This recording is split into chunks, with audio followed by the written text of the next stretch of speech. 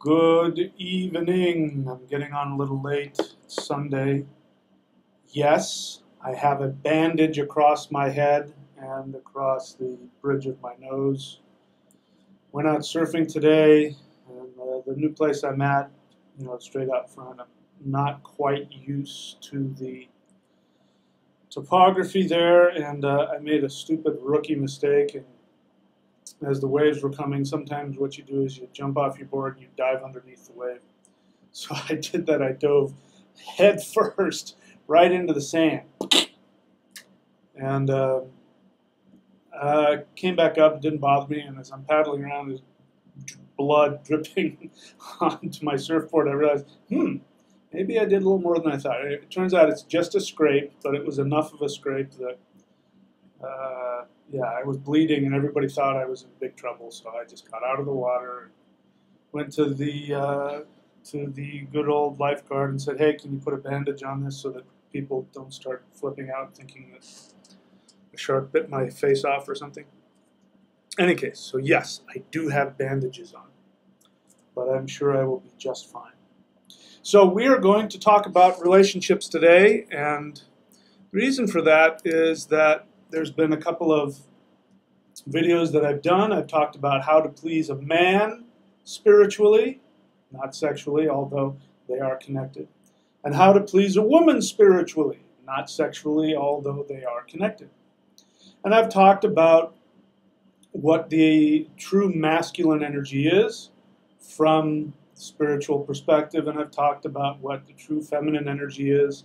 And I think that's where we have the least amount of understanding. The true feminine. We really have a long way to go before we understand that. And what I found is that when I reveal, because this is kind of true about everything that I do, but when I reveal what needs to be explained about, especially, like the feminine energy, you see a lot of people, just getting their buttons pushed here and there, men especially. And I'll talk about the power that women have. I'll talk about how women have all the power. I'll say that, in order for a man to really gain his power, he has to submit himself to the feminine. And you should see some of the stuff that men want to say to me. There's been something. I made that one video. Remember that one video that I made about what's the one thing not to say to a man? I can't remember the exact words, but something like that. And I went off about, somebody had wrote me, and I was talking about that. But we're not going to get into what we don't do. I think what I will do today, I'll focus on this whole subject, but I'm also going to focus on the mistake that a lot of men make when they try to meet women on that level, when they try to become sensitive and understanding, and they end up not only shooting themselves in the foot, but they end up doing the opposite of what they think they're trying to do for women. And that's because it comes out of guilt. Now, remember, guilt is rage turned inward. So, and this is important, if you're doing anything out of guilt, I don't care what it is, staying married to somebody, cooking dinner for them, having sex with them, I don't care what it is you're doing, whether it's your parent, but we're talking about relationships. If you're doing anything out of guilt, even if it's something that you should be doing objectively, if you're doing it out of a sense of guilt, it's because you are full of rage at them. You are full of rage at them. Of course, you don't know that. You feel like, gosh, I feel so bad, I needed to. It's rage. So when men try to become sensitive, or they try to appear sensitive, maybe very sincerely, oftentimes what they end up doing is making things worse because they're operating out of rage, even if it's something they're supposed to do. And I was thinking about this. I wish I remember what it was that I said, but I was being interviewed by my friend Tamu Ingina. She has a channel. She interviewed me not too long ago, very recently. And here's her channel. Her name is Tamu Ingina. So go on to her channel if you want to see that. I don't think that the picture of me, I think you can hear me just fine, but I think I'm kind of blurry. Not that that matters. But we were talking, and I can't remember what we were talking about. She had asked me about, to talk about the masculine and the feminine, and to be honest, it felt like I was sort of tripping over myself. I wasn't really saying what I wanted.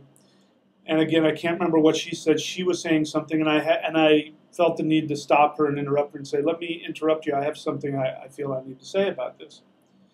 And I think she was talking about weakened men. This is my words, not hers. But men who are operating from a weakened state, who are trying to reach out to women, whatever, pro-women men, or I can't, I wish I could, I'm tripping over myself again. But I said, I need to stop you. I want to say something. And I said that, and I think the way that I said it was quite brilliant, and I'm not feeling very brilliant right now. But I think what I said was something along the lines of, when men try to relate to women on the level of their disempowerment, by trying to co-sign, whatever their complaints are, and some of their complaints may be very valid. How men manipulate them, how men, and they do. Men and women both have their issues. Right now, at this moment, we're talking about men. So men, just pull your nutsack up for a second and just understand that both men and women have their issues, and don't get all bent out of shape. Okay, I'm getting these messages from men that get so bent out of shape when I talk about, women. But when men try to relate to women in an attempt to vibrate with them on their issues, whatever their complaints may be about men, that they're too controlling, that they're sexist, misogynist, and men, there are men that are all of those things, and there is a real problem with that. These things are not. I mean, talk to any woman who's been in the workplace, and you'll see that there's a lot of women who get harassed. It's a real issue, and I can't even begin. Forgive me for even trying to pretend like I know what's going on, because I'm not a woman. I have no idea what that's like. But when men try to relate to them on that level only, then the problem becomes men emasculate themselves and they don't heal the problem. Because on either side, now if we jump onto the other side of the issue, if we're talking about women and their complaints about men, if we jump to the other side of the issue, we talk about men and their complaints of women, and the great symbol for that is the MGTOW. If you're not familiar with MGTOW, you can go, it's very easy to find, MGTOW. It's men grab their own withering nutsack. Men go their own way. And they're the perfect example of the other side, because all they do is complain about how women steal your energy, and all they want from you is your money and your semen so that they can have children and then divorce you and then take all of your money. I mean, they just really, but this is a very widespread phenomenon among men, especially younger men. I went through it. There was no such thing as MGTOW back then, and I didn't go that far, but I definitely went through my phase in my 20s when I felt like that. And there's something really interesting happening. Let me just divert for a second, because it's just so interesting to me. I can remember being in my 20s. Of course, I can remember being in high school, too. But in my 20s, and feeling like women just weren't interested in me, and I couldn't get a date, and all these beautiful women were going out with these older guys, and, truth of the matter is, as I look back and people were telling me about it, they were saying, you were clueless. There were women that wanted to be with you, that were in love with you, and you were just totally clueless that they were there. Because I'm running around at that time with my own self-projection of my weakness. You know, but what's interesting now, you know, here I am 55 years old, and, you know, I am really quite full of myself, as you know. I have a very high opinion of myself. And I'm not at all embarrassed by that. I mean, you should. Everybody should. Everybody should. You know, there's a difference between having confidence and being, you know, false bravado. False bravado is actual, you know, extreme insecurity. But everybody should be really full of themselves in a really wonderful way. And I am. I think I'm just the most amazing guy on the planet, and I walk down the street like that. And what's interesting now at 55, I get hit on, you know, especially if I shave this off, and you can't tell my age. I get hit on by girls in their 20s and in their 30s. You know, that never happened to me that I can remember in my 20s. And I think part of that is because I just don't care as much anymore. It's just not that as important to me. I'm not desperate. So there you go, MGTOW guys, that's part of the problem. And I can tell you, you know, I don't care who you are. If you are complaining about how women do this to you and women do that to you, and they only want this and they only want that, you're not fooling me. And you say, I don't need women, I go my own way. You're not fooling me. Because I've been there. And I know that what you're really saying is that you are crying with tears, that you are so alone and all you want is for a woman to love you and empower you and have sex with you. I know that's what you really want, so please don't try and bullshit me with that I don't need women. Because if you didn't need women, you know, here's the difference between somebody who doesn't need something and somebody who's pretending. Somebody who's pretending gets angry and says, I don't need that, I don't need you, I don't blah, blah, blah, blah, blah, you're just to this, you're just to that, and I don't need you anyway. That's somebody who is unconsciously, actually, they really want them. Somebody who doesn't care is somebody who goes, well, yeah, that sounds nice, or okay, I'm okay without that. Either way, do I want that? Maybe I do, maybe I don't. That's somebody who really doesn't care. Apathy is, you know, the opposite of love is not hate. The opposite of love is not hate. The opposite of love is apathy. So when somebody has a strong emotional agenda behind not needing or not wanting something, you can be sure that they really want that. They want it so bad it hurts. It feels like it's killing them, so they overcompensate by lying to themselves or lying to you and pretending that they don't need it.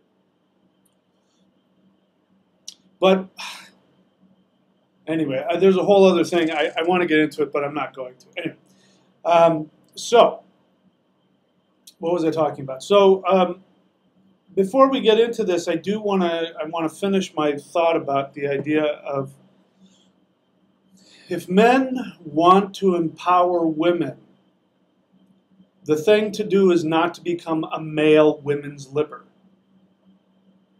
Okay? That's not how it's done. Because anybody, whether you're a MGTOW or whether you're, you know, somebody who is, you know, I don't want to use the word man-hater, but that's not really my experience. My experience of women who have issues with men, they will complain. And they'll complain about, why do men always do this? Why do they always watch porn? Why do they always, they'll have these kinds of things. Why do men always do that? And when men this and men that. And sometimes they're right. But they still come across as though they wish they could heal that. They wish they could heal that and that men would love them. You know, why are men so superficial? Why blah, blah, blah, blah, blah. But underneath that is more of an acceptance of, I really wish that we could heal this. Whereas when men do it, they go the MGTOW way and they pretend like they don't need women at all, and that's why they get together online and have support groups for years talking about why they don't need women.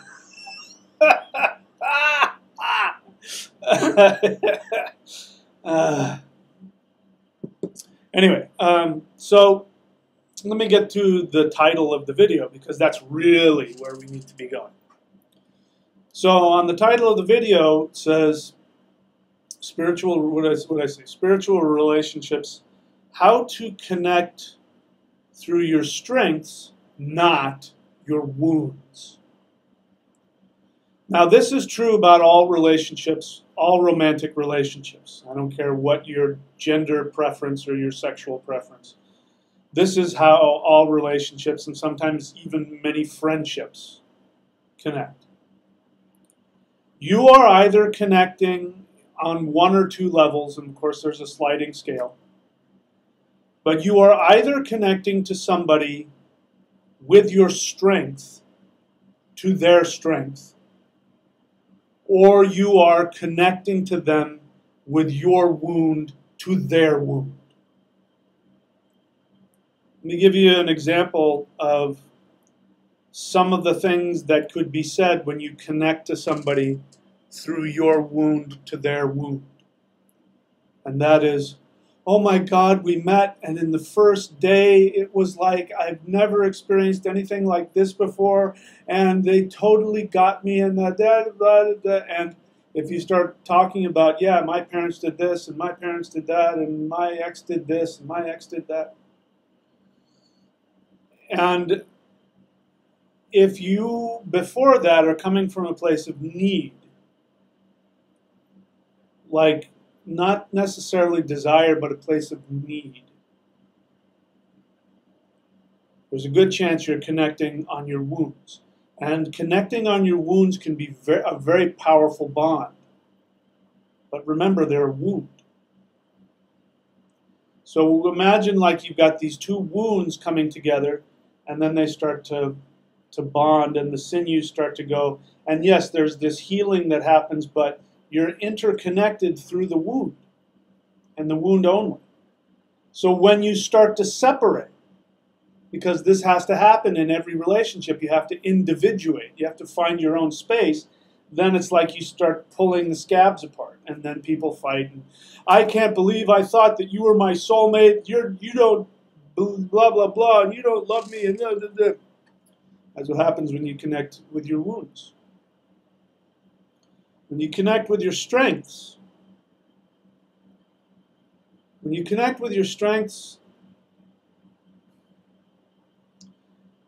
know, and I've only experienced this one time in my life.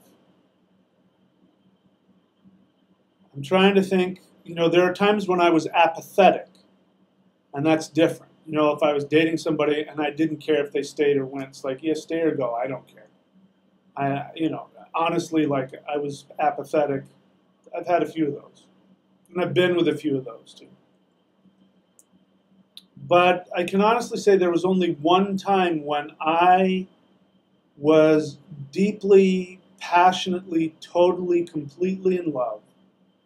And the only thing, honestly, the only thing I cared about was her happiness. And I would say that, you know, up until that, I would have thought that impossible. I still kind of think it's virtually impossible to do that.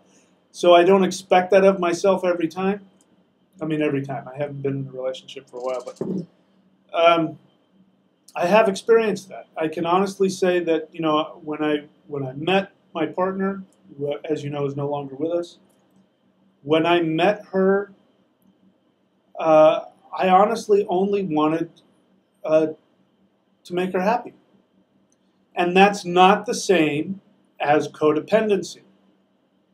Codependency, the need to fix somebody, the need to make them feel okay, is not love at all. That is a projection of your own wound.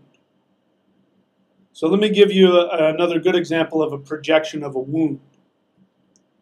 When you meet somebody Or when you're with somebody, I get this all the time. You'll see it in the Q&As. It may come up today.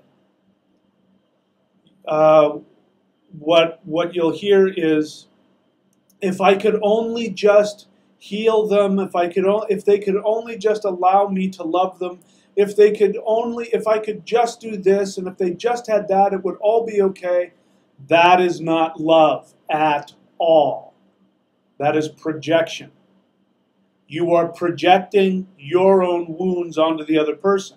And the feeling, and I'm not saying you don't have really strong feelings of love as you pour yourself into them. But what's happening is that there's two things going on. The first one is that you are wanting, you are pouring the kind of love onto them that you really want for yourself. What you really want is for somebody to come and save you and fix you. And you're taking the pain and inverting it and turning it into a projection, a false projection of love onto them. And then, if they don't take it, then you're devastated. And you say things like, here's one, here's a phrase that this is a codependent individual. I don't ask for much, but when I do. When somebody says, I don't ask for much, they are constantly asking for something. Even if all they're doing all the time is giving. If they give all the time, if they're a giver, a nurturer, and then they blow up with the, I never ask for anything. That means every time that they are giving, they are unconsciously trying to get a hook in. And they think, if I can get them to either feel good and then they'll love me, then it'll all be okay. Then I'll get my love. The other thing that's happening is that lots of times when you're falling in love, this is what happens when you're falsely falling in love. We all do it, so don't get me wrong. Pretty much every relationship in the beginning is full of false projection. The real relationship hits right around 6 or 9 months. You ever notice that? That, people who are constantly in and out of relationships, the relationships will only last 6 months or 9 months. That was true for me as a young man. I mean, up until my marriage, I had only had 1 or 2 relationships that went past 9 months. And that's because the first 6 and 9 months is all projection. You fall in love and everything's wonderful, and oh my God, you finish my sentences and you're just like me and you totally get me, and and then around 6 or 9 months you start fighting over the toothpaste, and you start fighting over, well, why didn't you ask for directions, and all these little things, because what's really happening now is you're finding out that's a real person. It's not just this fantasy that you've projected onto them. It has to happen, because if we didn't do it, there would be no relationship. So I think it's built into us. It's part of our design that when we fall in love and all of the the hormones are flowing and all that stuff, whatever that love chemical is that we, oxytocin, not OxyContin, that's the drug, oxytocin. When we're full of oxytocin and all that, we think that we're in love, and then that wears off, and we find out that, holy crap, they've got zits, and they've got stretch marks, and they fart, and all kinds of real world stuff comes up, and then you really have to learn how to love them. So the other thing that's happening in that time when you are trying to connect to the wound, while all the time telling yourself, I just want to love them. They just need to be loved. And if I could I want so bad to love them and make them okay. When you're in that, the other thing that's happening is that you are with somebody that is probably not giving anything back to you, which gives you the freedom to have all of your loving feelings without any risk. Now, when you don't get the love back, you're going to then experience all this drama and this chaos. And you're going to think, oh my God, I was rejected. I gave myself away again and they rejected me. But the truth of the matter is that you really didn't want them to give back to you, because if they gave back to you, then you would have to live and experience all of the pain that needs to be healed. This is, again, why relationships fall apart after 6 or 9 months. Because after 6 or 9 months, there's a chance somebody may start to return that love. And then all of a sudden, you have to have these feelings.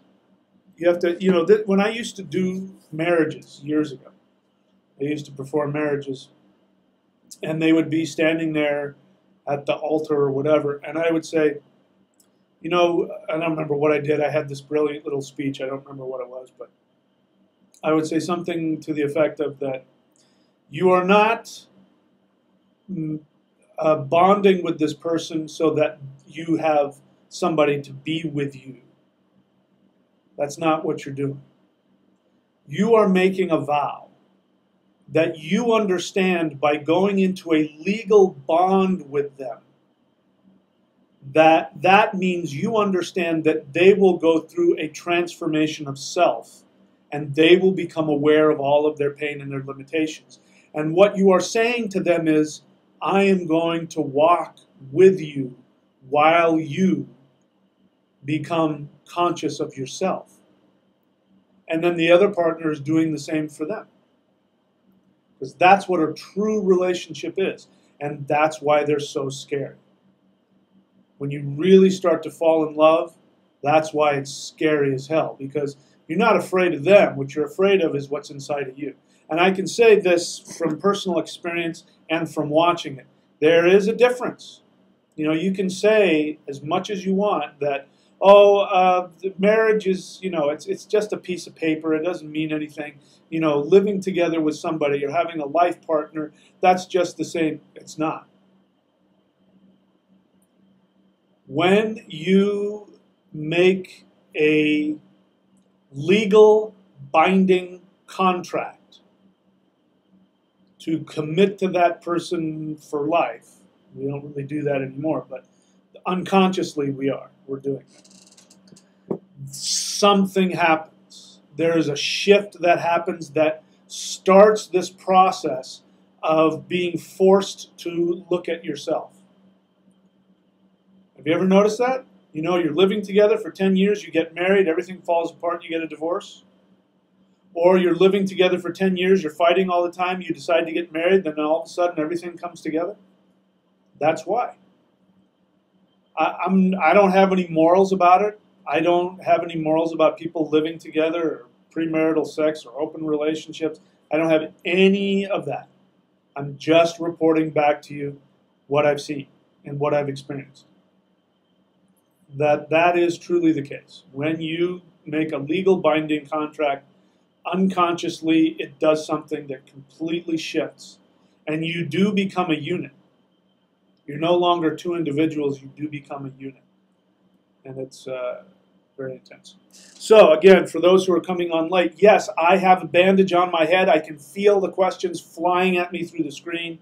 Yes, I went surfing today, as I said in the beginning, and it was a little shallower than I expected, and wave was coming, and I got off my board, and I was going to dive underneath the wave, and I dove down so hard and so fast, the right on the sand. Luckily, it was sand. If it was a reef, I'd be torn to shreds. Probably have a concussion or whatever. But thankfully, it was just the sand, and yes, it scraped off a little bit of my forehead. It's a triangle. It looks kind of cool, and a little off of my nose. So in case you're asking, yes, and I'm just fine. It's just a scrape, so get over it. All right, so I am going to take a little bit of a break here, and I will take any questions about anything, but especially about relationships, spiritual relationships, how to connect via your strength as opposed to connecting via your wounds, and what all of that means. When we're talking, really what we're talking about is the difference between a healthy relationship and a codependent relationship. Okay, so I'll be happy to explore any of those things. Please feel free to bring any of your complaints that you have about the other sex. You can ask, I don't take these questions very often, but I'll take the questions like, well, why do men blah, blah, blah? Well, why do women blah, blah, blah? If you want to ask those kinds of questions, I'll answer them. I may pull down your underwear and make you look silly for asking them, but that's just my style. Sorry, get over it. But I will take them. If you're new to the channel, what I'd like for you to do is to ask a question. This isn't a dialogue. This isn't a free-for-all. I've now found that I've got this thing called putting people on a timeout. Normally what happens if somebody just keeps throwing their opinion around, last time somebody was, I thought, inappropriate and was talking to somebody else who was asking me questions and saying, talk to me offline, I'll help you. That was very inappropriate. I banned that person. They can still come and watch. They just can't comment. Now I may want to play around with my putting people on timeouts. So if you want to avoid getting put on a timeout, what you do is you write question so that I can see that it's a question. If you just ask a question, I won't know what it is. Write a coherent question that has a subject, a verb, and an object, and good punctuation. And then if I see that question, I will then answer that. If I don't see that, I'm going to pass by it. Don't take it personally. All right, I'm going to take a short break, and we'll come back, and maybe I'll talk some more. Maybe I'll answer some questions. We'll just have to see. So I'll be back in a couple of minutes here.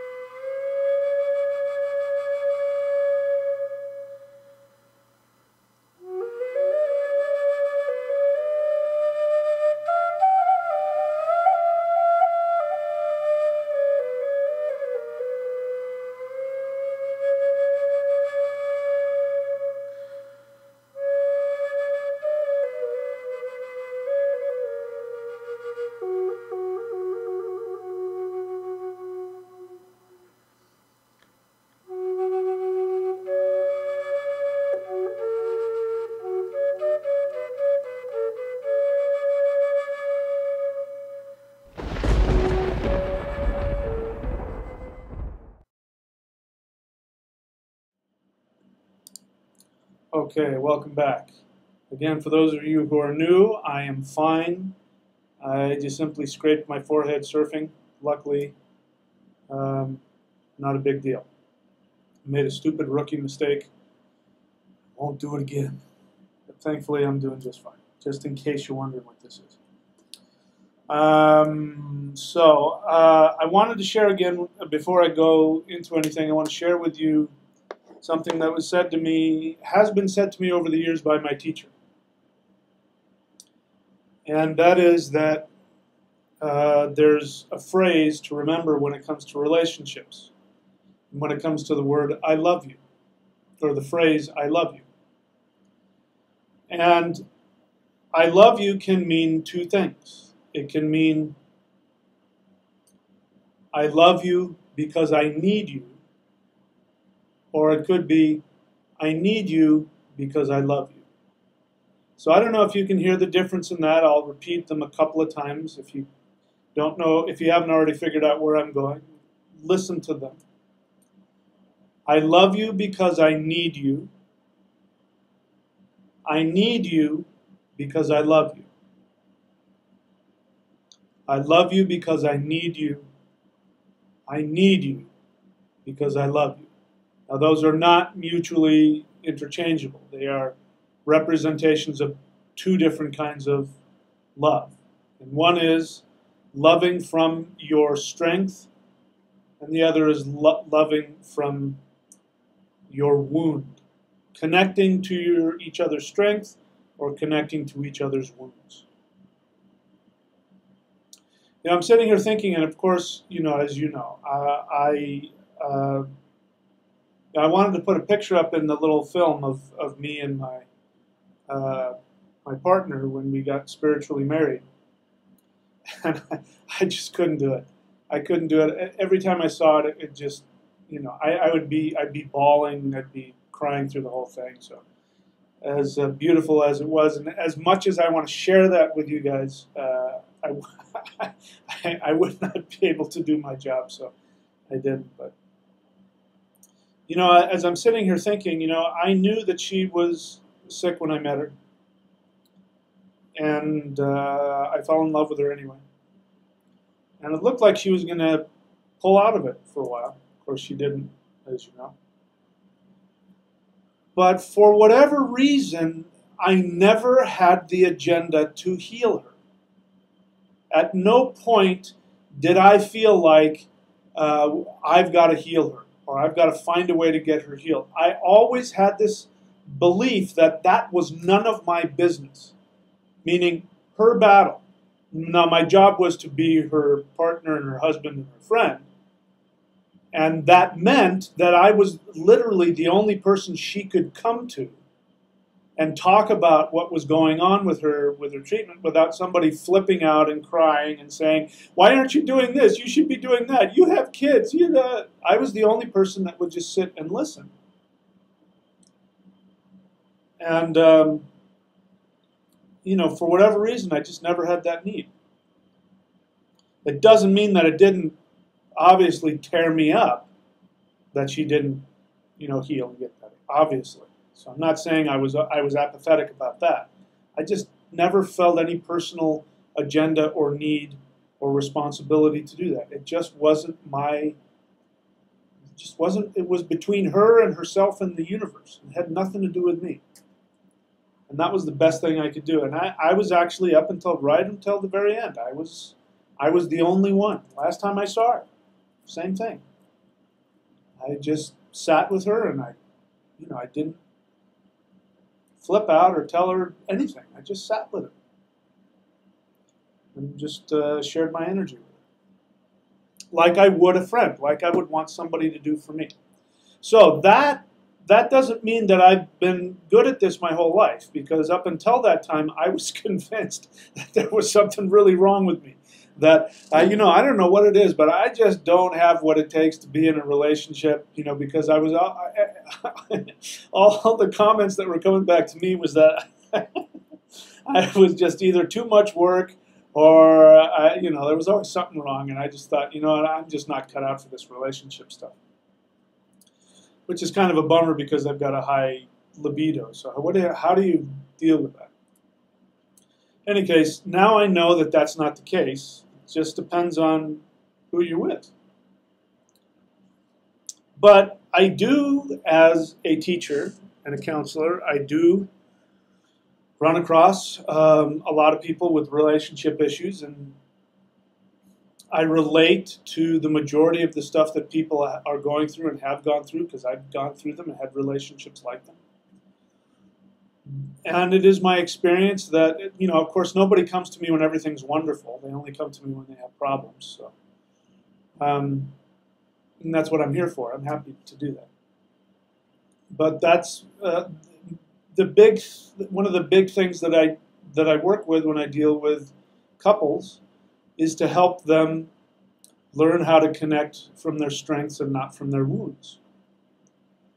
And not to blame their wounds on the other partner. This is something that happens also very, very frequently, which is that, you know, you have your wounds that you received in your upbringing.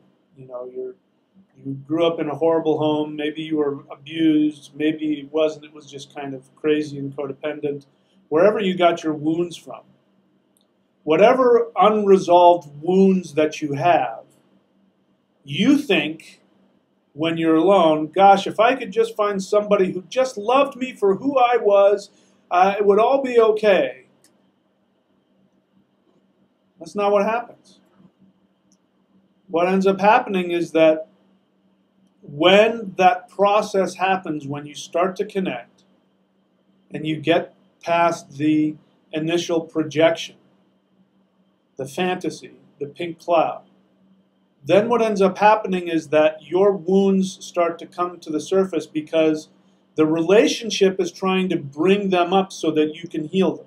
Now, a lot of times people will manifest all kinds of chaos in their relationship. Or, you know, they'll complain about this chaotic relationship they have. And my answer is, well, what do you want me to do? You picked them. So that must represent some unresolved issue inside of you. Otherwise, you wouldn't be here.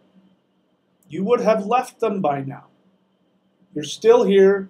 You're miserable. You're complaining. You've manifested that because, you know, you're obviously not able to, and I'm not judging you for this, but you're not able to address it internally. So the only way to address it is to have it burst into your physical reality, and then you're forced to deal with it. But what we do, the mistake that we make, is we blame it on our partner.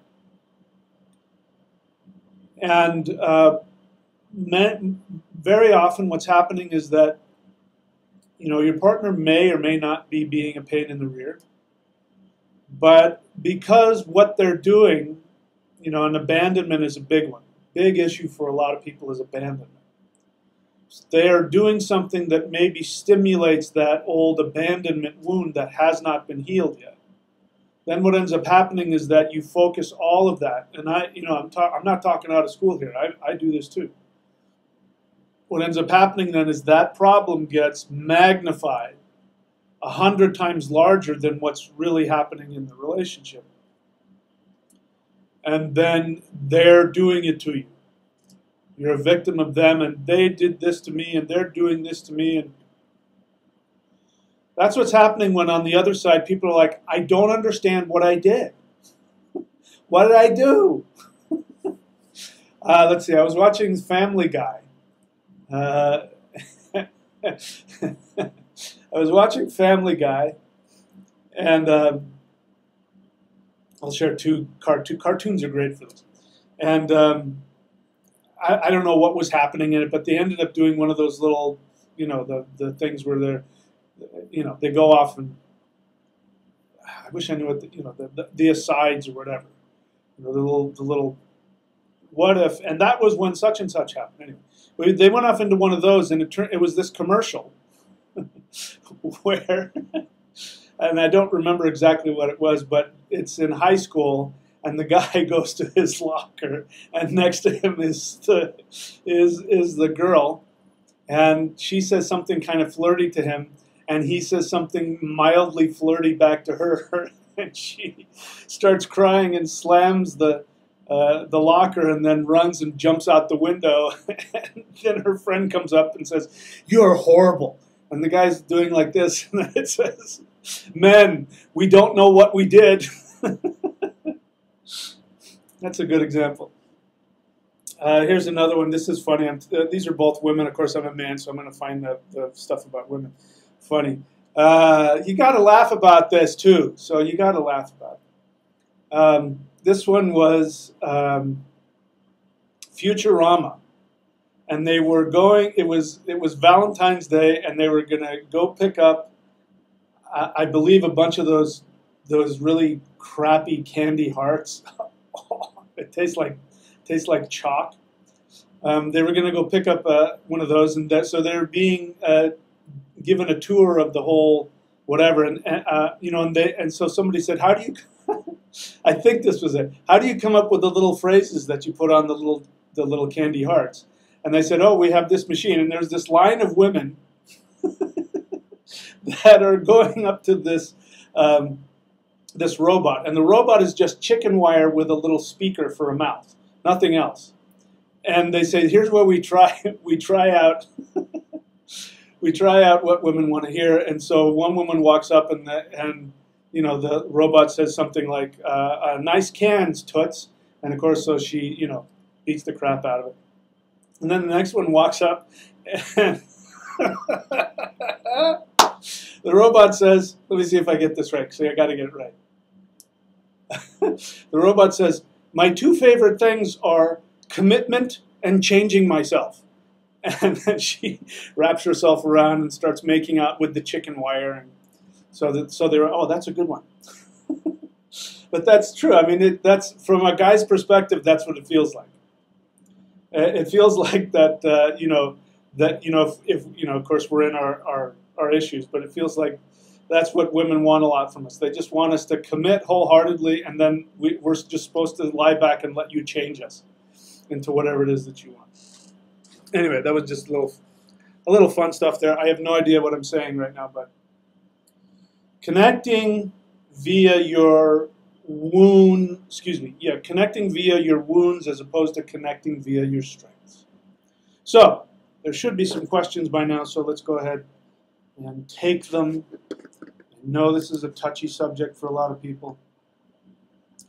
All right, let's see here. Jedi Black Knight's talking about, okay, that's not a question. All right. I only want to see your questions, guys. Let's see here. Moving back, I think. So Emerson's coffee bike, I think she meant to ask question, but she didn't. She asked, what is your opinion of incels, involuntary celibate? I don't know what that means. And what is the spiritual remedy for those who feel forced into celibacy? Well, I don't believe that anybody's forced into anything. I mean, are you talking about somebody that's like in Roman times, who as slave, who was taken and castrated, you know, because they're a slave? I mean, that's to me is involuntary celibacy. If we're talking about somebody who lives in, you know, a first world country and has the right to be or not be in relationships if they want, who's forcing them into celibacy? I just don't see that that's possible. Do they believe they're being forced into celibacy by God or by the universe?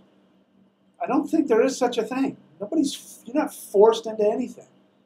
You may want to be. It sounds like an excuse. You know, they don't want to have sex or they don't want to have a relationship, and so they make up some bullshit excuse about God has called me to be celibate, and so unless you're talking about somebody putting a gun to somebody's head and saying you are going to be celibate for the rest of your life, you know, it's somebody at the very least not owning to what they want. They're not just being honest and saying I don't like sex, or it's somebody who's, you know, full of crap. I mean, I don't know. You'd have to tell me what what are we talking about? Are we talking about two people in a relationship and one of them says, I'm celibate, I'm forced to be celibate? Are we talking about somebody walking down the street? Something's wrong with that question, Emerson's coffee bike. There's some codependent weird thing in there that if I knew the whole story, I would be able to hip you to. Shan, question. If you had to pick just one determining factor, well, if I had to, I don't. So, but I'll play along. If you had to pick just one determining factor, what is the easiest way to distinguish between an authentic relationship and an inauthentic one? Well, as you noticed, I've never used the words authentic or inauthentic. There's no such thing as an inauthentic relationship. That sounds like New Age bullshit to me. You know, that using that word in that way is what people do when they project their own issues and values onto somebody else. For instance, let's say some woman meets a guy and he has a porn fetish. Their sex life is great, but he's into porn. Now, I know that's out there. There's a lot of that going on both sides, both men and women. Now, let's say she decides to go to him and say, you know what? This is not an authentic relationship, because an authentic relationship means that you only lust after me and you only want to have sex with me. And whenever you do that, you are invalidating our blah. Now, I have no problem with her feelings if she were to say, that's not okay with me, and that makes me feel this way, and that makes me feel that way, and this is not something I want to do. That's totally cool.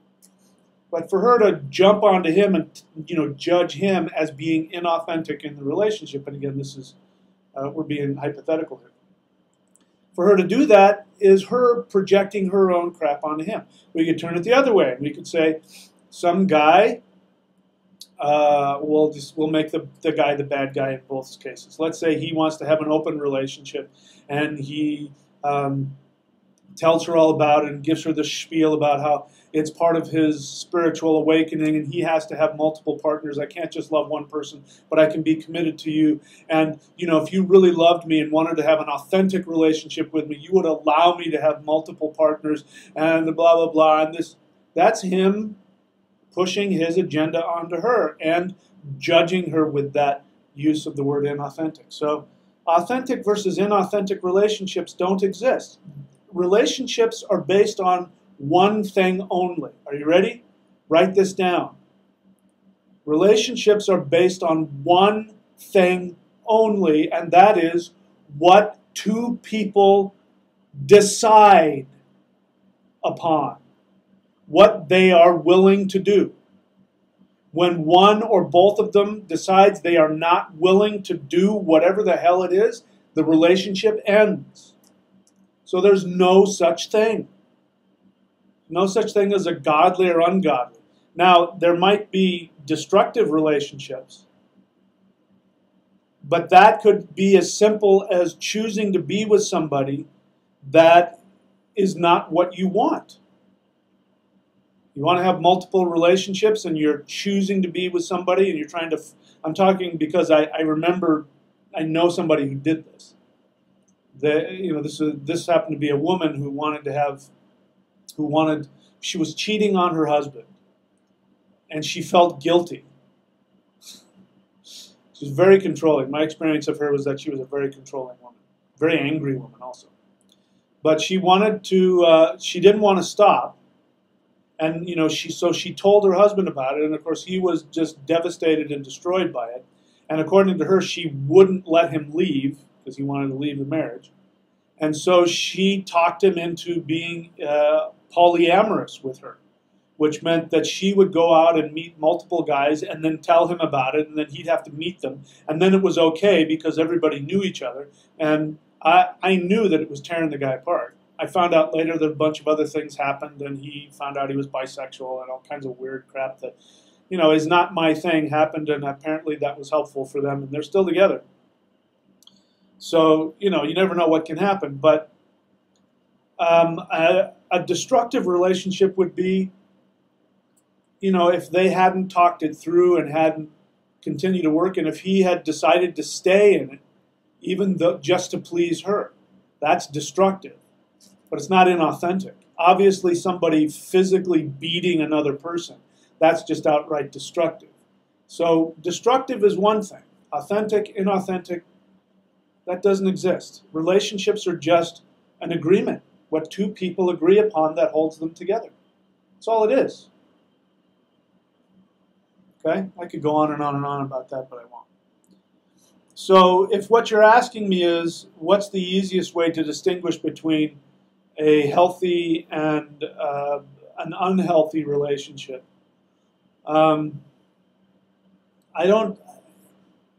This is the problem with these Q&As. I can't pick just one determining factor. Again, there's one commandment in the universe. And if you follow that one commandment in everything, including relationships, that will guide you. And that is, follow what gives you the greatest joy. And if you're in a relationship with somebody that is pulling you away from your greatest joy, that is a destructive relationship, because then it will be codependent. And I can honestly say, I think now that you've asked this question, and even though I resisted the idea of what's the one thing, I can say that, you know, it all does boil down to that you are walking away from your own integrity. When you walk away from your own integrity, the relationship is inauthentic. It is destructive. Even if there's nothing, you know, morally, because I don't think there's anything morally wrong with anything, as long as you're not, you know, actually harming somebody. But when you choose to be in something that's harmful for you, that's it. It all comes down to you. You know, this is another thing I see on YouTube, which I find really interesting. First, you know, I'm very interested, obviously, in psychology and psychological, this, that. But there's all these videos on narcissism and what to say to a narcissist. And there's tons of videos about what, you know, how to put a narcissist in their place. And my first reaction to that is, if they're a narcissist, what the hell are you doing with them? There's obviously something really, you know, unresolved with you in order to need to put the narcissist in their place. You obviously have some pain. Because a healthy person goes, wow, that person's not very giving. This doesn't feel good. I don't want to do this. They don't go, you know what, I'm going to figure out how to put them in their place. You know, and I get this question a lot. Well, what can I say to them that will make them? You can't change people. Okay, you want the recipe for a successful relationship? It always comes down to this. When I'm counseling people, if I can, I try and, you know, bridge the gap wherever I can. If I think somebody's in a bad relationship, for them, I will say, listen, this isn't going anywhere for you. I don't think you're going to be happy here. But when somebody's complaining about their partner, and there isn't a practical solution, then you only have two choices. Your choices are to accept that person exactly as they are or leave. That's it. So when I say, you know, when somebody's complaining about their partner and I've done all I can to try and help them find a practical way of, you know, shifting their perspective or whatever, then I'll say, well, can you accept this person exactly as they are? And if the answer is anything other than yes, then they got to go, which includes yes, but they need to, or if he, or if she, and then I stop and I say, no, it doesn't work like that. You have to accept them exactly as they are, or you got to leave. Because that's ultimately what it comes down to. Now, when you're unable to accept them as they are and you choose to stay, guaranteed it's going to be a very codependent relationship and very chaotic and very damaging. Not for any other reason than one or both of them are choosing to stay in something that doesn't satisfy them. And of course, this assumes that, you know, real relationships involve compromise, and so you have to learn the difference between compromise and harming yourself. And that's what somebody like me is here to do, to help you figure that out. Okay. Emerson's Coffee Bike. Another question is, how do we deal with codependency for a shamanic? What do you mean, deal with codependency? I don't know what you mean by that. In somebody else, you can't do anything about somebody else's codependency. Your own, you know, you go get help. You go to Al-Anon, or you go to CODA, or you go to a counselor or a therapist. You know, that's all you can do is take care of yourself. You can't fix anybody else unless the two of you want to go to, you know, couples counseling or something. But other than that, you know, your codependency is your problem. It's nobody else's problem. So again, that's such a general question. I need far more specifics to be able to help you. And that, again, is if you want counseling, this is somebody who wants, I should probably get another URL for it. Go to career.thunderwizard.com. That's for getting a private session with me about anything. Career is what most people are interested in. But, you know, I'll help you with anything. You think you're demon possessed, you're having relationship issues, whatever. I'll deal with that. By the way, I'm just to let you know, I am planning to create certification programs for all the different things that I do. The next one will probably be a certification for helping people find their soul desire and find their career. And it's a very simple process, and I'll tell you exactly, you know, the questions to ask and what to say and how to help people find what they're looking for. Because once you know how to do it, first you got to do it yourself. But once you know how to do it, you can help anybody, as long as you know what questions to ask. Maybe I'll, at some point, I don't know, relationships are tricky, so maybe I won't. That takes more than just a quick apprenticeship or certification. Donna Marie B333 question, how do you find, or do you find that you feel more connected to someone who's learned, matured from their mistakes, or someone who's never made those mistakes? Well, of course. I mean, that's maturity. People who've learned from their mistakes are mature, and they're not as narcissistic or myopic. So of course I do.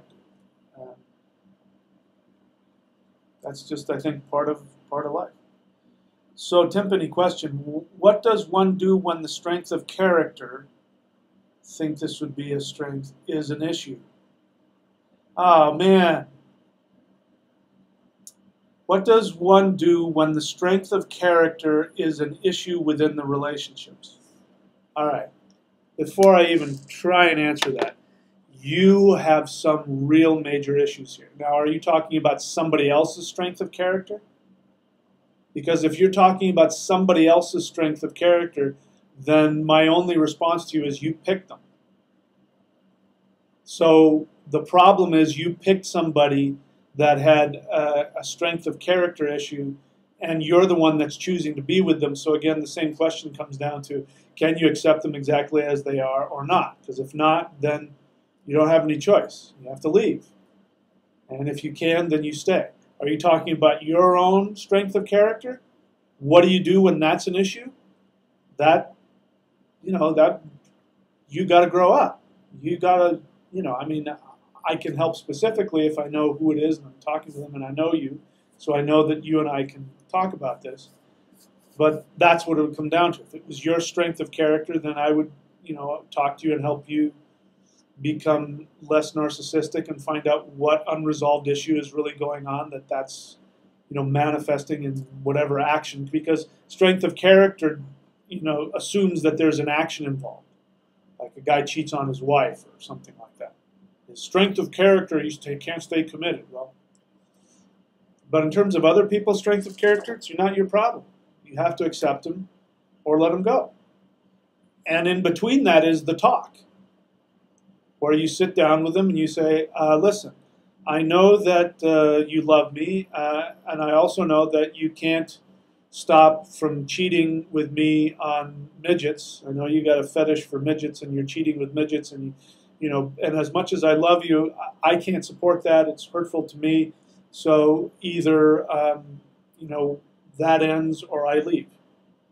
That's the only other thing you can do, is tell them not that they're bad or that they're wrong or that they're inauthentic, but that you can't deal with it. It's your problem, and that, you know, unfortunately, that's your limitation. You know, my limitation is that if you're going to be with me, you can't be cheating on me with midgets. I know, you know, I don't judge you for that, but that's what I need. That's the only other thing. You accept them as they are. You leave. And then somewhere in there you have the talk. And if the talk doesn't go in a way where he says, okay, well, I'm going to go get some help for that. Will you stay with me? then you can say, okay, I'll stay with you. But if they say, no, I'm sorry, it's nothing personal, it's just I got to have me my midget time, and it's nothing against you, and if you can't handle that, then... So, it really does get simple. People say it's complicated.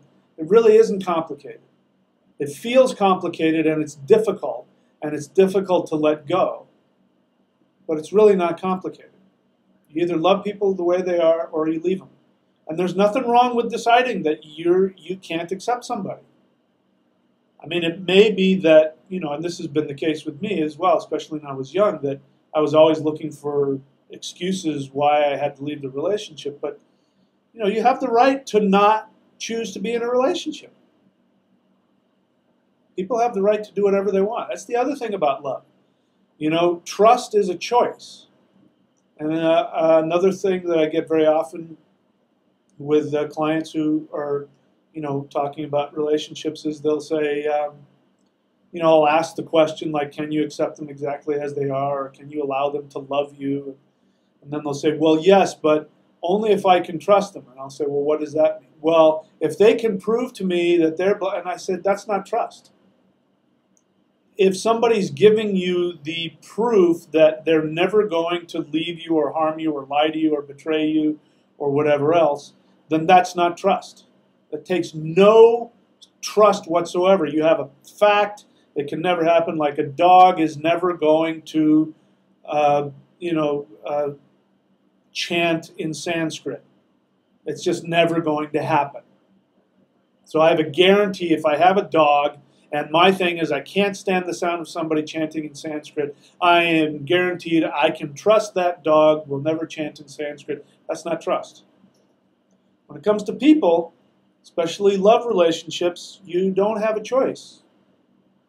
You cannot control you or them, and you have no guarantee that you or they will never betray you. You have no guarantee. In fact, you're probably better off just assuming at some point they will on some level. In fact, I can guarantee you they will. Whether it's real or imagined, you will feel betrayed about something. So trust is a choice, and that means it's a risk. You're choosing to take a risk. Okay, I don't know how I got onto that. Let's see here. All right, Jedi Black Knight is going to ask an astrology question, and I may not want to answer that in this, because that's a whole other thing. If you're interested in astrology, you can go to astrology.thunderwizard.com. You can also, if you want to get certified by me, you can go to astrologycertification.thunderwizard.com and be certified in my style of Vedic astrology, and then you can either make money on your own, or if you get certified by me, then I'll put you on my website. Jedi Black Knight question, would the Upapada Lagna, a root of the 12th house, be a good pointer of how we should project our relationships to the outer world? That is such a deep question that my brain isn't even functioning like that. I'm interested in that because he and I have been talking about Arudas. We found an interesting connection about the Aruda of the 10th house, careers and all that kind of stuff. But yeah, I don't have the brain power tonight to do that. I'm on another track. So great question, but I'm not going to answer that tonight. Rami, question. By the way, Rami, I got your email and I got the comment that you made. I deleted it, but just because there's just no need for the drama anymore. I'm not angry with you. I didn't take anything that happened personally. You're good. Okay? All right, so question. Before eating meat products that I bought from the supermarket, can I pray to that innocent animal spirit which I have never even seen the sunlight, or is it better not to eat from those products? It's all up to you, man. This is, what you're comfortable with. I don't eat red meat, but I do eat chicken and I do eat fish and turkey. But I don't do that. I oftentimes will think about it, but I don't do that. Having said that, I think that that could be a very powerful spiritual experience for you.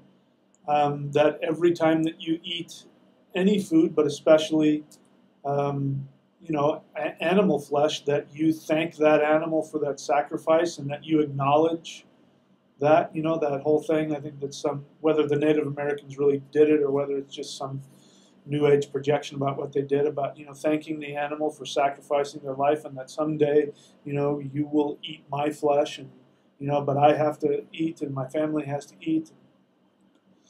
Another way to look at it is this, is that, at least in some of the Vedic traditions that I understand, is that when, this ideally goes back to when you slaughter an animal. When you slaughter an animal, you then do some prayers for the soul of that animal, that as a result of its sacrifice, it will move up the evolutionary chain, knowing that all souls are trying to become human. And so that animal will move to the next level of its incarnation as a result of its sacrifice. Whether that's a projection or not, I don't know. But that is one way to be mindful and appreciative of the sacrifice of that animal. Now, let me get to what I really want to say here, which is you are concerned about this not so much because you care about that animal. You do, but that's not really what's happening here. You are projecting onto that animal how you see yourself. So if I replace anything that has to do with the animal with Rami, we're going to find out Rami's unresolved emotional issues. By the way, anybody can do this. So before, let's see. So before eating meat products that I bought from the supermarket, can I pray to that innocent Rami spirit, which has never even seen the sunlight? That means that's how you feel internally. And you're projecting that onto that animal. Whether that's true or not, I don't know. If you're eating veal, sounds like you're eating veal. I wouldn't do that, because that's, that's for me. I mean, just the thought of that, is just beyond. It's not like it's a cow running around eating grass and then one day, this is a baby cow that's chained and never leaves. So if you're telling me that you eat veal and you feel guilty about it, then you should stop eating veal. If this is how you feel about all meat products, then, maybe you should think about being a pescatarian or eating grubs or worms or something to get your animal protein. By the way, the reason why I say that is because I've known numerous vegetarians and vegans throughout my life, and at some point they become anemic. Because there are things that you can only get from animal flesh, and a lot of people, I'm sorry if you don't like hearing it, I can't help it. I don't have a personal issue one way or other what you eat or don't eat. I'm just telling you what I've seen. That people end up having to become pescatarians because they're things that come from animal flesh that we humans just can't get from our food, from vegetables. We just can't. We haven't developed it. We are evolved to eat other animals. Like it or not, that's just a fact. I wish it were different, but that's just the way it is, man. So what I really want to say to you is this, Rami, that what would be really helpful for you is to really get into the idea that you feel that you are an innocent. You're an innocent victim who's never seen the sunlight. Sunlight represents the spirit. You feel completely disconnected from the spirit. You feel like that innocent animal. And if we're talking about veal, that's probably why you want to eat it, because you're projecting onto that.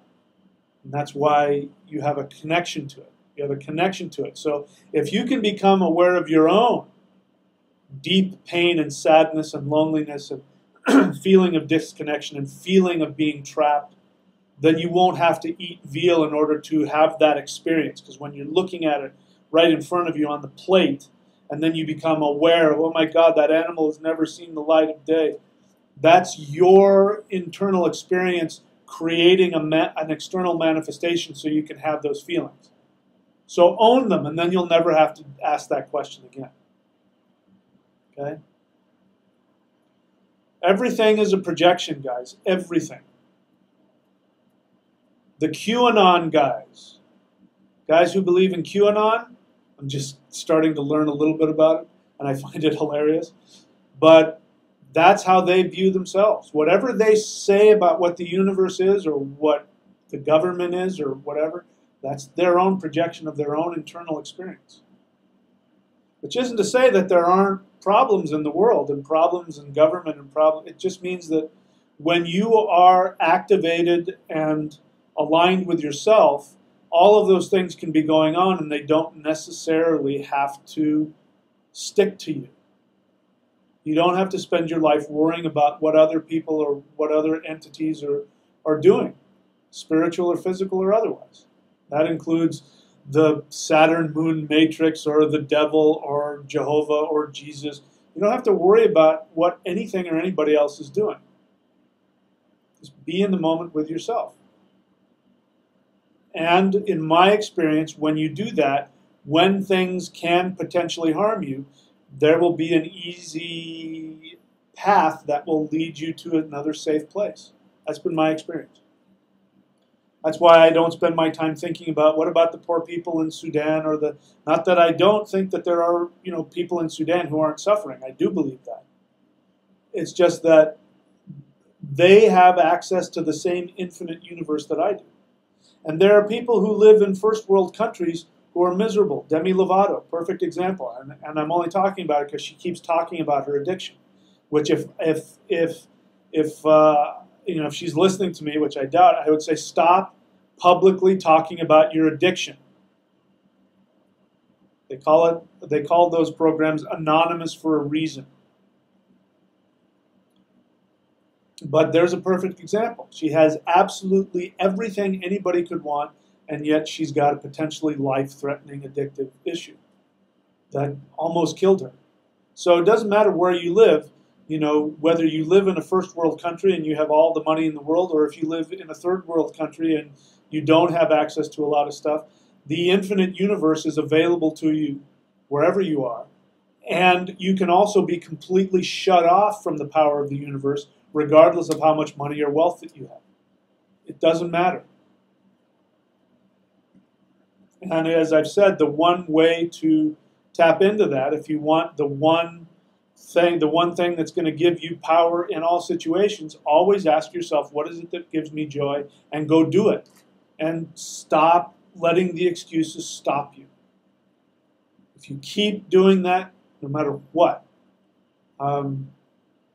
the universe will provide, always.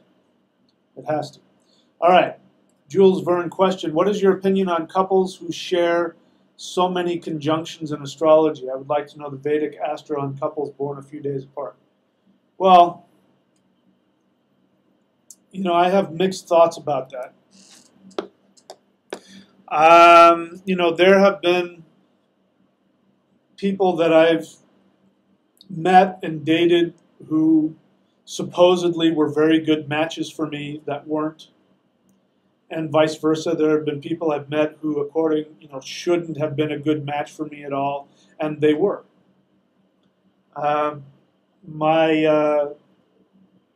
partner and I had almost the same chart, and so I do think that means something. And we were both Leos. We both had Moon in the first house in Leo. We both had Jupiter in the 8th house in Pisces. We both had Saturn retrograde in the 6th house in Capricorn. We both had Rahu and Ketu in the same places. I think the other planets were in different spots, thank goodness. But I really think us both having Moon in the first house in Leo is one of the reasons why I felt like she was my other half. Not that she was my soulmate, but that she literally was the other part of my brain. And that, we would, normal conversations, normal emotional, conversations that would, whether good or bad, would usually take a long time for us to meet. we would talk, and within the first few minutes, it would be like my experience was that, oh my God, how is it that she's just so amazing. I just said this and this and this, and she responded.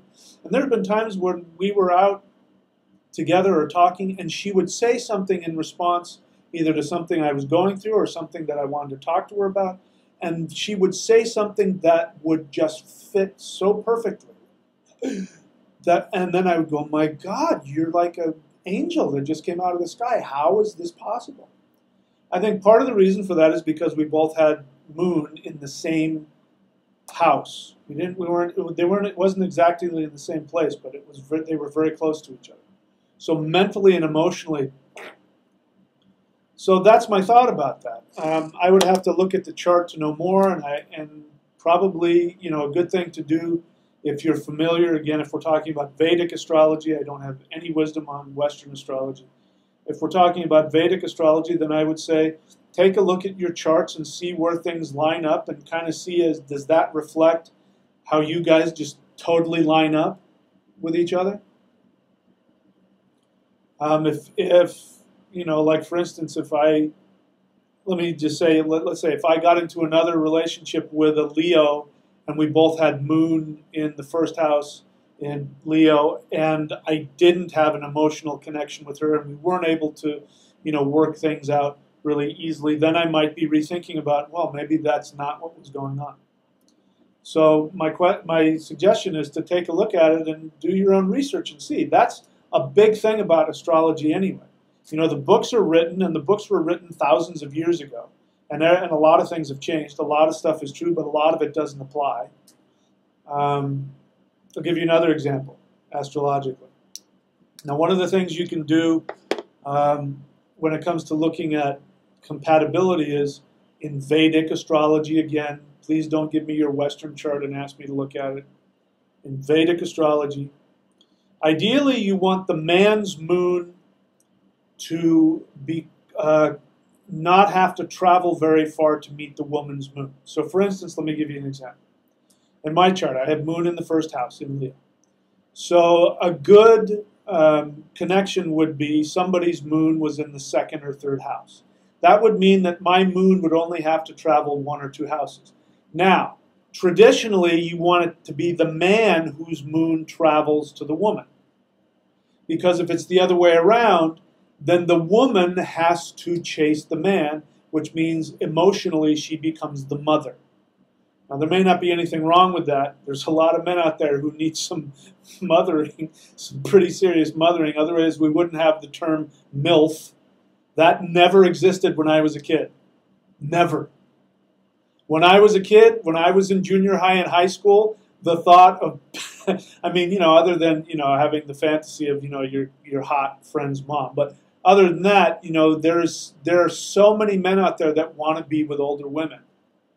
And I think it's coming from something that's happened recently, because normally, like I remember being in my 20s and I got hit on by a girl who was, I think, 30-something. And I thought to myself, oh my God, she's so old. Oh my God, she's like 30-something. She's so old. And that's nothing now. Guys want to be with women 20 years older.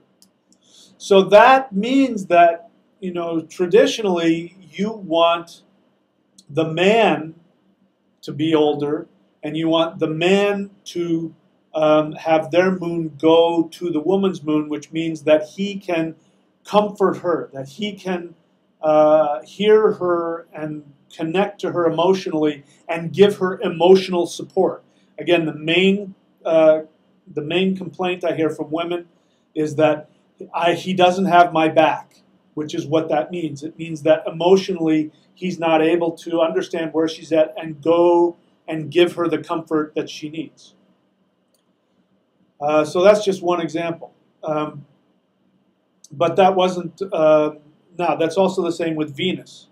You want the man's Venus to travel to the woman's Venus. Now, I can tell you from personal experience, that's talking about times past. Because again, in times past, women were to be chaste, women were not to be open with their sexuality, women were not to pursue men. And ideally, if a man marries a woman, and let's say she is very passionate sexually, then he should be the aggressor in order to meet that need of hers. But in terms of my partner, her Venus had to travel to me, and she was absolutely the aggressor. Absolutely. And I could go into some other things. Now, do you hear me complaining? Hell no. I was in heaven. I never once had to worry about, and I did, and I was married. I was in a relationship with, we eventually got married. We were married for 4 years, but in that 10-year relationship, I was constantly going, is it okay for me to hit on my wife now? Because I don't, because no, I'm not in the mood. And then, if you wonder why guys isolate and go watch porn or want to have affairs, some guys, that's one of them. It's because their wife won't respond to them.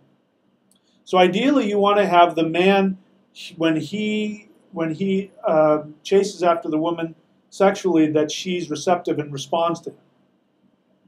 Otherwise, she'll be the aggressor and she'll chase after him, which could be very bad. In my case, it worked out very well for everybody. But, I can see that being a problem. So that's just another example of, how to use astrology for relationships. Let's see, what else do we got here? So, Timpani, question. Are there directions from your experience for the feminine power and converse masculine strength to best understand one another without blame? Are there directions? Okay, so you're not talking about the directions of the thunder wheel.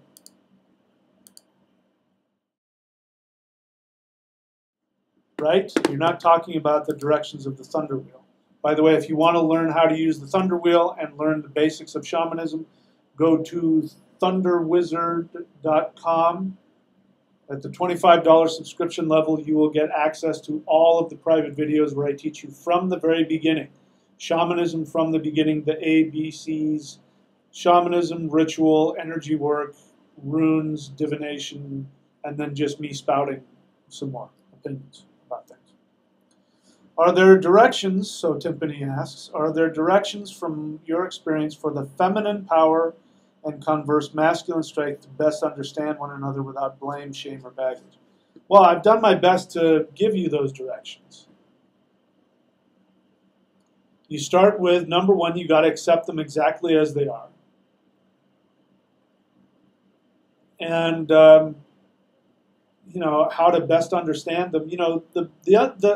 The lack of understanding, in my experience, always stems from an unresolved issue within you, which you project onto them. And so, you feel unheard, and they are confused. They don't know what the problem is. That's true with both men and women. Without being too general, I have to say I would need to, if we're talking about your relationship, I would need to talk to you and ask questions and find out what was exactly going on.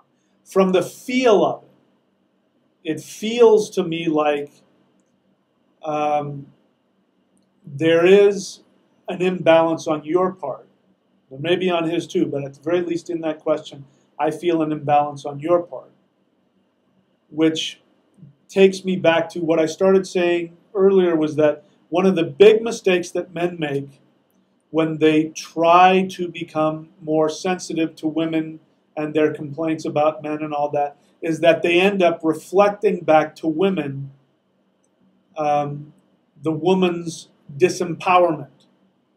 In other words, if a woman thinks that all men are misogynists and that all men are this and that, all sex is rape, I'm being extreme here, the last thing that a man should do is, like I was doing in my marriage that didn't work out. Then the guy ends up just feeling guilty for his sex drive, and he doesn't know what to do. And then so, yes, my sex drive is bad, and that's how guys end up getting testicular cancer, and they end up getting prostate cancer, is when they feel guilty about their sex drive. So that's a problem. So the thing to do then is not to meet them on their level of disempowerment. That's the mistake. And somebody was commenting on some of my other videos and basically accusing me of that. And I heard in that their own like MGTOW kind of whatever. But what I said, you can probably find it in there somewhere. What I said was, well, what I didn't mention in the video is that while I do worship the feminine and while I do believe that women have all the power and I seek that out and I want them to have all the power, I also don't put up with any bullshit. I don't put up with any shit. And I will tell her, no. Let me give you an example. It is not my job to figure out my partner's emotional needs or desires psychically. You know, like women have said this. Well, if you really loved me, you would know. I wouldn't have to tell you. No, he doesn't know, and you do have to tell him. That doesn't mean that he's off the hook in terms of not wanting to be more intuitive. That's just part of being mature, and that's part of what men learn in relationships is to be more intuitive about what women are feeling and what they want. But that doesn't mean that it's their job to psychically know what you're thinking and what you need. So when I'm in a relationship, and if and when that comes up, sometimes even before it comes up, I will say, hey, listen, what I want more than anything, and this is true, what I want more than anything is to satisfy you.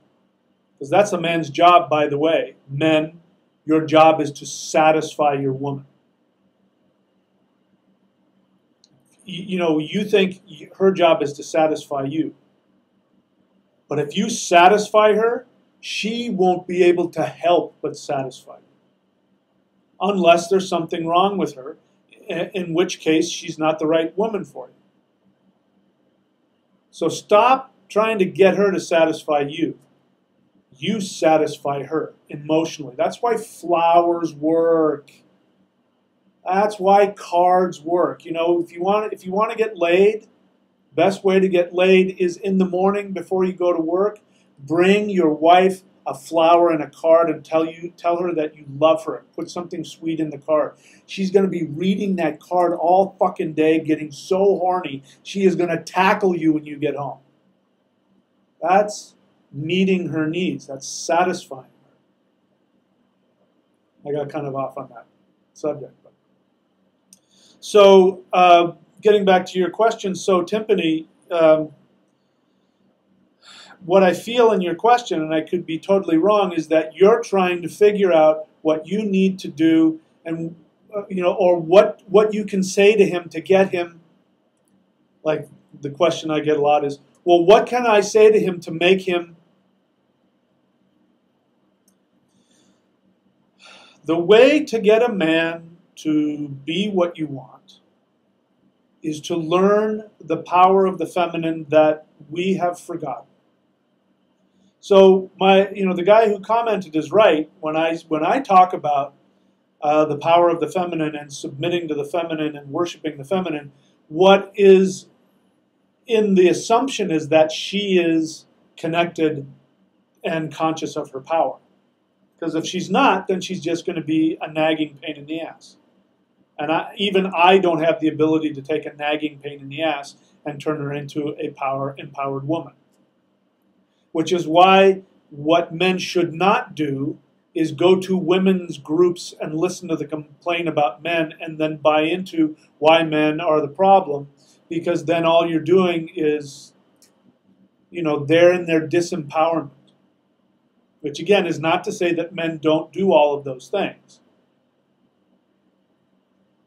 But what women can do to, assuming that their man has consciousness and that there's hope for him. All right, if there's no hope for him, there's nothing I can do for you. But if there's hope for him and he just needs a little help, the way to help him is to do what my girlfriend did when I was in my 20s, who was from the South, who used to do all of these what my Taoist teacher would say, these devious things, which meant she wouldn't come straight at me with, you know what your problem is, and you know what you need to do is, and I want you to do this, and I want you to do that. That is not the power of the feminine at all. That's the misuse of the power of the masculine. That's women trying to be men. And when women try to be men, they fail miserably. Just like when men try to be women, they fail miserably. Or the masculine tries to be the feminine, if we're talking about different, genders or different sexualities, whatever. So what you can do, assuming he has hope, that there's hope for him, is that instead of trying to meet him head on and talk him into something, or, here's one of the biggest things. The biggest problem, one of the biggest misconceptions is that women think that if they can sit their men down and if they know what to say, this has nothing to do with talking, what I'm talking about. This has to do with changing your understanding about your power. Because if you understand your power, you won't have to say a word to him. Being devious, knowing how to get him to do what you want and make him think it's his idea. That sounds really misogynistic, and from a man's perspective, it sounds really manipulative. And if it's taken to the extreme, and if the woman is not in her power, then it is. But when she's in her power, then what's happening is that, number one, she's with him because she sees in him what she really wants. And her job. That's why men, when I made the joke earlier about, that the perfect saying to put on the Valentine candy heart was that, that the man says, I'm laughing so hard I forget what it is. What was it that he said? My biggest desire is to, my two favorite things are commitment and changing myself. Well, the reason why that's such an appealing thing for that woman to hear in the cartoon is because that's what a woman wants when she doesn't want to do any work. She just wants him to want to commit to her without her having to do anything, and that he wants to just, like a puppy, lie down in front of her and say, I'll change into whatever you want. Now, that's a disempowered woman. An empowered woman looks at a man and she may see him as a diamond in the rough and go, I see the potential in that one. I see what he can do for me. She says, I can see how he's going to be what I want. Not only because you have to have both. You have to have, I like what he does to me, and I like how he lives his own life and empowers himself. This was one of the major things about my relationship with my partner that just absolutely, totally took away all of my defenses. If you want a man to be defenseless against your love, this is it. She honestly, truly got turned on when I would talk about what I loved to do. When I would talk about surfing, it would turn her on. She would say, tell me about surfing. Tell me, what did you do? Where did you go? What did you do? And I would tell her, it wouldn't mean anything. Oh, I went down to such and such beach and I took this board, and it wouldn't matter what the specifics were, just that I was talking about it. And it would make her day, and she would think about it all day. Now what that meant was that she was connecting to me being the man, and the man goes out and wins the world in whatever way he does his thing. So a man wants to be admired. Now, if there's no hope for him, then he sits at home and he plays video games all day, and that's not a turn on, and no woman, unless he's the guy who's going and making the video games and becoming a millionaire because he's just created this new video game and he's testing it out. Hey, look at the new video game I created, which is totally different from him sitting there, eating Cheetos and drinking Pepsi and, I'll be right there. It's a totally different thing. So when she sees within him his greatness, and at the same time sees within him what is going to satisfy her, then she is going to want to motivate him to be what he already is.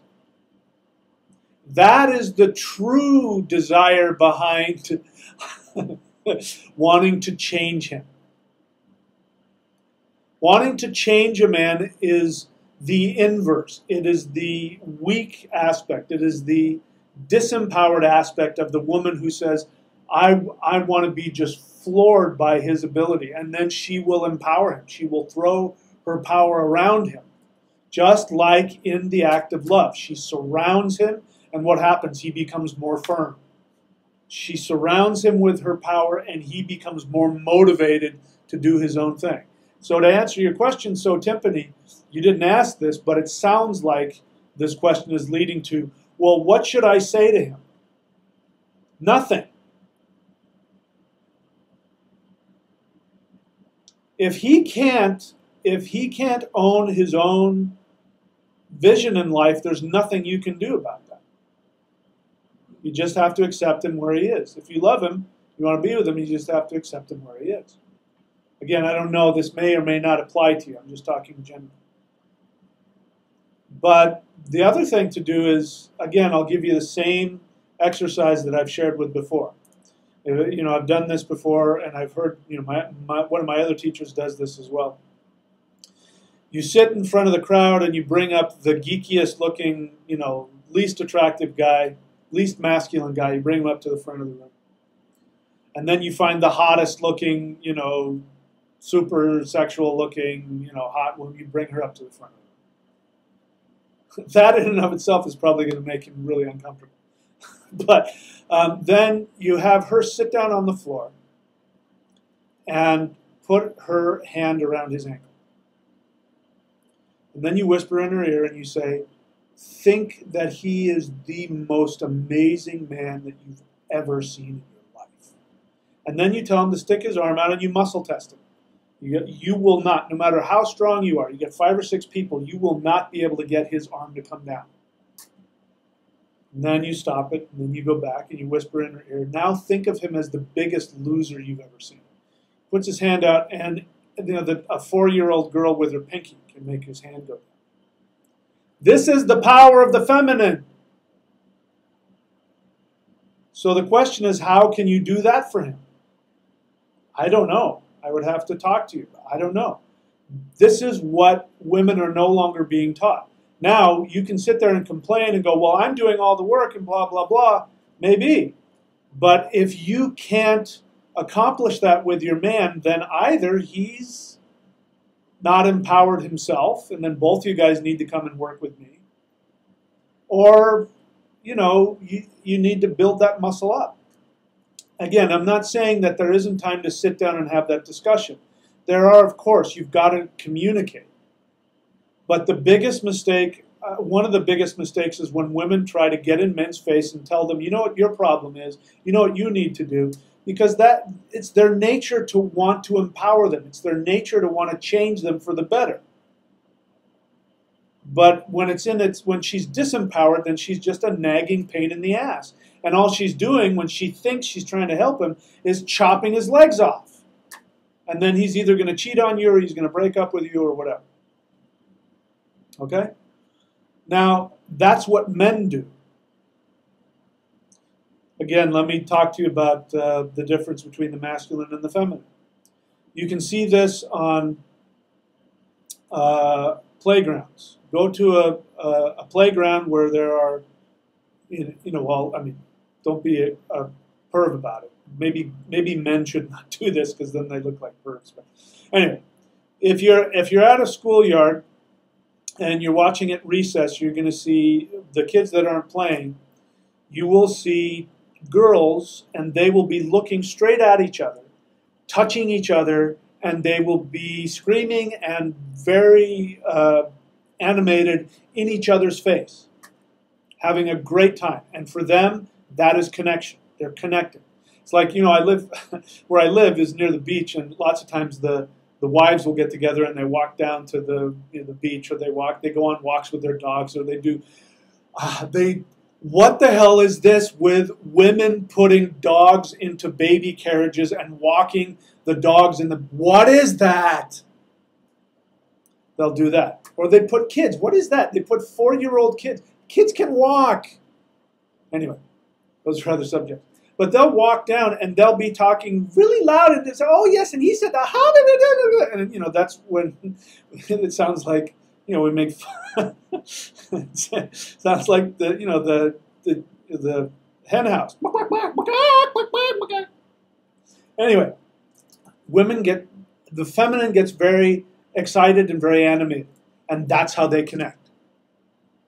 Now, you'll see the two boys. Two boys will be sitting on the edge of the playground. They will not be facing each other.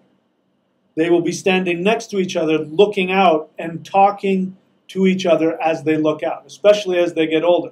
Into high school especially. They'll stand next to each other and they'll look out and they'll talk to each other without looking each other in the eye. Because for men, and this is all male animals, when you look each other in the eye, it is a challenge. When your voice gets raised, it is a challenge. And in fact, just before you know that somebody's going to get hurt is when they look each other in the face and they talk in very low tones. That's when you know somebody is about to go down or somebody is trying to avoid, you know, a fight. So what happens when the female comes at the man with heightened expression, looking him in the face and getting very accelerated about, well, I need this, and why don't you do that, and I'm trying to tell you my feelings. They don't hear any of that. All they hear is that somebody is in their face yelling at them, and that's a woman, and I can't fight a woman, and I have to listen, and it gets very challenging. So that, again, if you want to try this, you want to get a man to do something, don't stand in front of him, put your hand on your hips and tell him what to do. Come up behind him. Because you have the right to come up behind him because you're his wife. Another man can't do that because that's a threat. But you're his wife. You come up behind him and you can put your hand on his shoulder. You know, calm him down. He's a man. He's always, if he's got testosterone in his body, he is always looking for the battle. Everything is a battle. That's why when you're communicating with your man, he wants to try and fix the problem. He's in battle mode. Just tell me what the problem is so we can fix it. Why are you getting so emotional? You can't help it. Come up behind him, stroke his back, kiss his neck. I'm being very extreme here, but you get the idea. And say in soft tones, you know what would really turn me on? Is if you did the dishes. And then nibble on his ear. He will go in and do the dishes and he'll be saying to himself, why the fuck am I doing these dishes right now? Men are that easily moved and manipulated. That is an extreme example, but you can take that same energy. Now, if you're saying to yourself, well, I'm a woman and that's, you know, and you're getting all bent out of shape because you think that makes you, I don't know what to tell you. That's how the masculine and the feminine work. You got to make a man think it's his idea. Or you have got to reflect back to him, like for instance with my partner.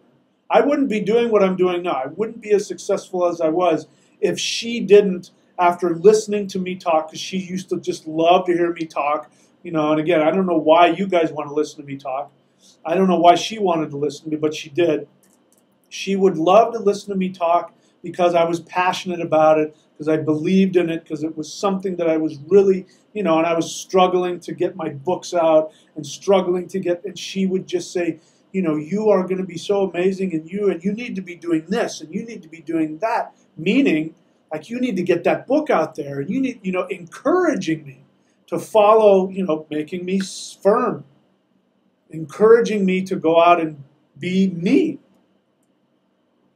So it's a problem if she's trying to talk you out of being you and she wants you to be somebody else. That's going to cause some problems.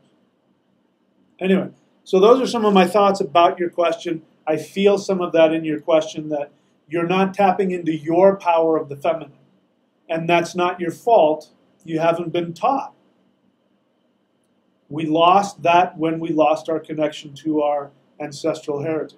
The reason why my Southern, ex-girlfriend had that is because there was still some culture, Southern culture. There's still some culture that goes back. I live in California. Surf culture is a whole different thing, but we've kind of lost any connection to any past. But there's some really horrible things about the Southern culture of slavery and blah, blah, blah. But there are some things that Southern cultures still have which go back to Anglo-Saxon culture, which is, I'm sure, exactly where I'm sure that phrase, I wish I could know what that phrase was in Old English, because I'm sure that there were women back in the day who taught their daughters as they're growing up, as they were reaching, they're watching mom handle dad. And mom will say, well, this is what you do. When you want a man to do something, you make him think it's his idea. Shh, don't tell anybody.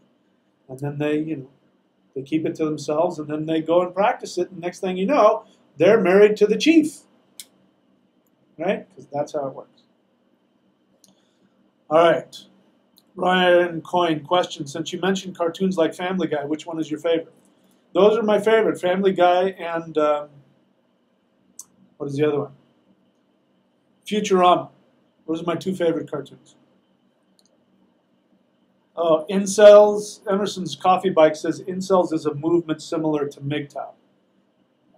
Well, if incels mean that they're forced to be celibate, then I say you're a victim.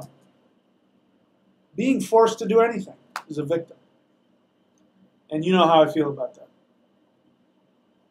All right, let me get back here. All right. Did we get through all the questions?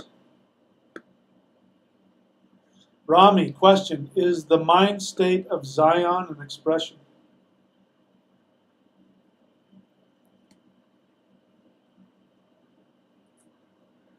Oh my God, man.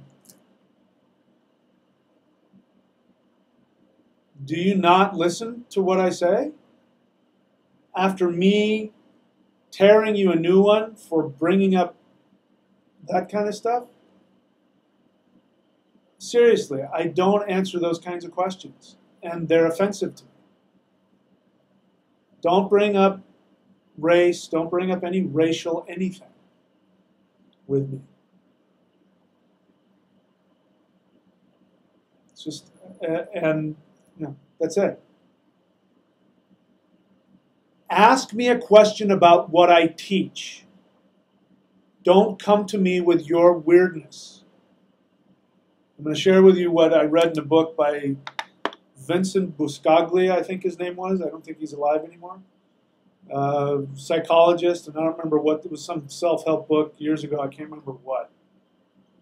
But he was talking about how he was at a monastery with a Zen monk. And he was walking in the monastery, and he wanted to impress the Zen monk. And so he started talking about his feelings about this, that, and the other thing. And the Zen monk stepped in front of him and slapped him across the face so hard it split his lip and said, "Stop walking around in my mind with your dirty feet." That's my answer to your question, Rami. If you want to ask me a question about what I teach. Don't bring that bullshit in here. Stop walking around in my mind with your dirty feet. Get over yourself. It's going to take some discipline to get out of yourself. If you want to learn from me, this is why I say don't ask me about other teachers. If I want to talk about another teacher, I will. But don't ask me about other teachers, because that's not what I teach. Ask me about what I teach. If you're not asking me about what I teach, then what you're saying without realizing it is that there's nothing that I'm teaching that's of value to you, in which case go somewhere else. So if you want to talk about Zion and the mind of Zion and whatever the hell else, go talk to people who talk about that. Don't bring that shit into my channel. Here I was feeling guilty because I had come down on you. Here you do it again. You do the exact same thing. Anyway. All right. So that's it for me right now. I'm going to take a break and I'll come back. Maybe if there are more questions, I will answer them. Anyway, yeah. So, yeah, let's take a break, and then if there are any more questions, I'll answer them, and if not, we'll call it an evening.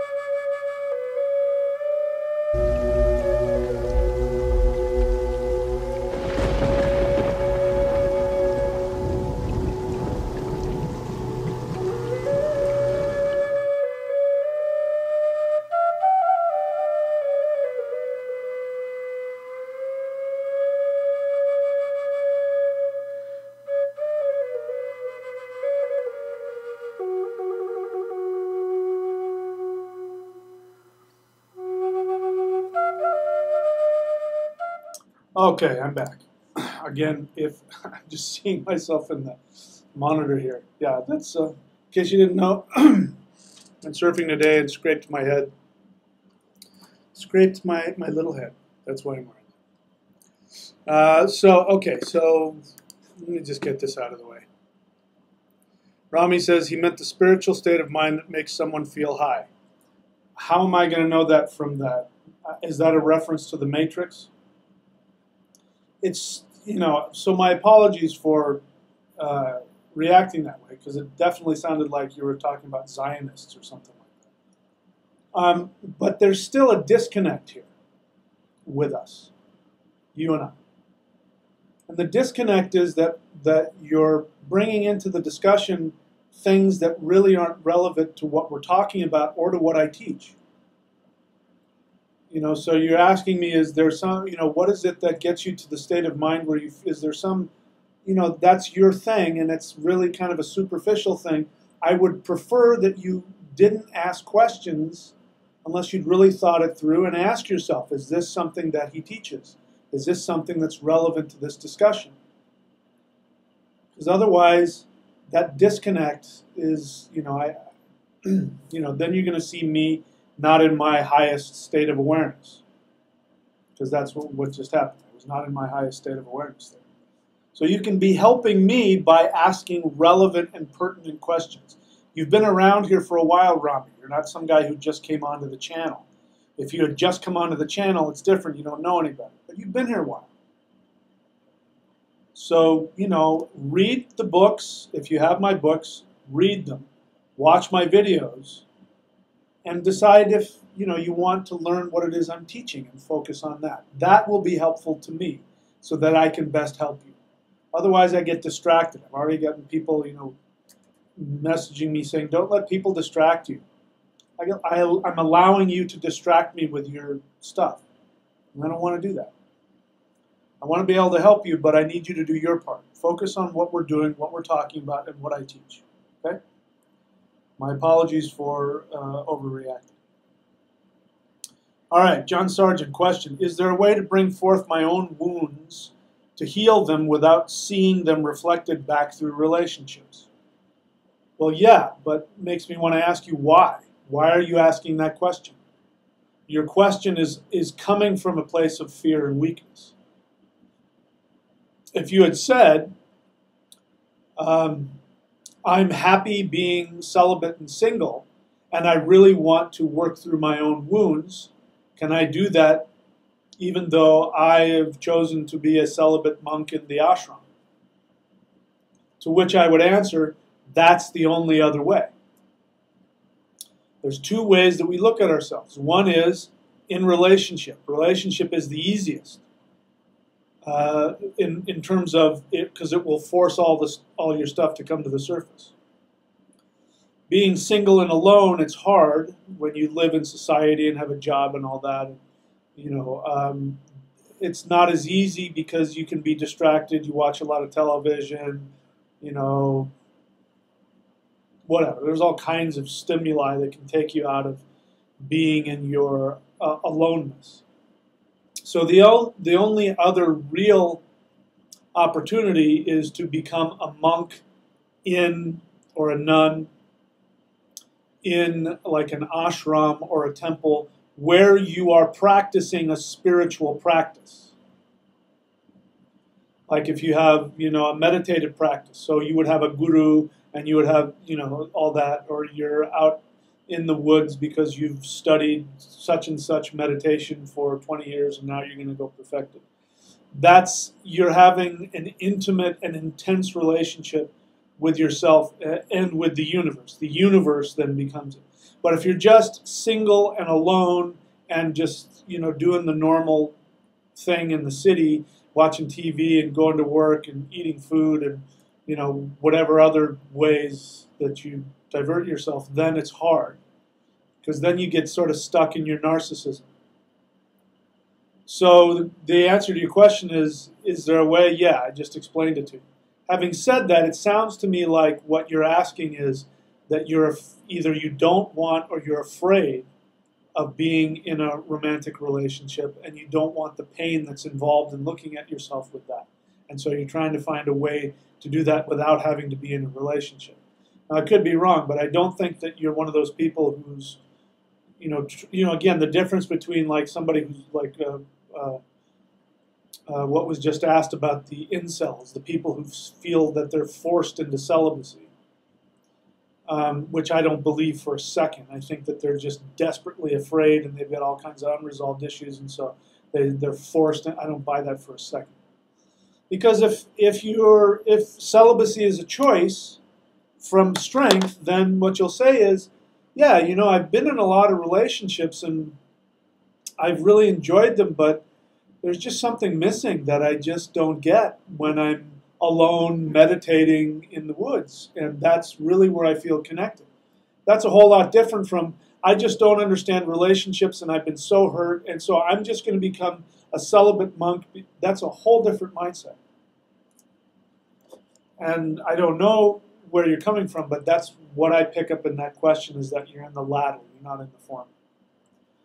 But to answer your question, there's only two ways, either in relationship or in celibate meditation with the universe.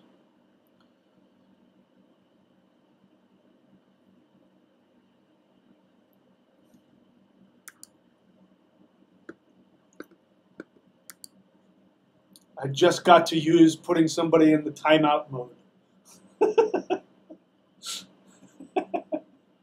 That was fun. I'm gonna use that more often. Yeah, if somebody comes a problem, I'll do that. All right, so I don't see any more questions here, which tells us that we're all getting kind of burned out. So let me see if I have anything left to say about this. Is there anything else that I wanted to say?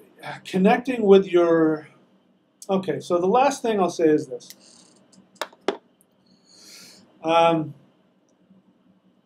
If what you want is to have that ultimate experience of, your idea of being loved on the deepest level, I'm going to say something that's going to sound really superficial, and it's a hackneyed, overused phrase. And as true as it is, people usually say it and they don't really understand the depth of it, which is, you can't love somebody else until you love yourself. And for me, that idea of loving yourself is too nebulous. It's like, well, what do I do with that? What does that mean? How do I love myself? And for me, it is what it is that I've been teaching, which is the way, again, I think the one answer to everything is going after what it is that brings you the greatest joy, fearlessly, and being willing to die doing it.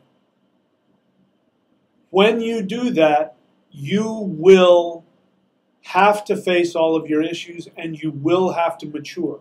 And then you will become self-sufficient.